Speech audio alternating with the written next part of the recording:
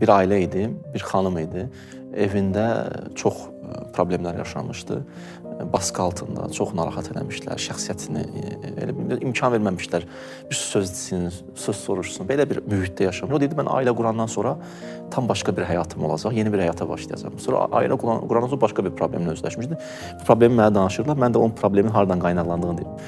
İndi elə belə yetişmişdi ki, həyat yoldaşı nə deyirdi, hətta xeyrinə də olsa belə özünü təsdiq eləmək üçün əksinə yerdi.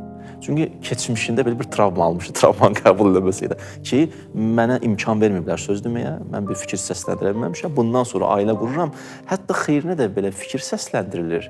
O dediyinə görə artıq qəbul eləmir. Niyə? Özünü təsdiq eləmək istəyir. Mənim fikrim bu idi ki, o keçmişində sən yaşadığın o problemlər, əlbəttə problemdir, tutaq ki, amma onun həll yolu bu deyil. Yaşadığın, üzləşdiyin o problem, onu həll eləmək lazım idi, o keçmişdə olan nöqtəni və indi o nöqtə həll olmayıb, yəni gələcəyə də səhv addımlarla addım atmağa başlayır.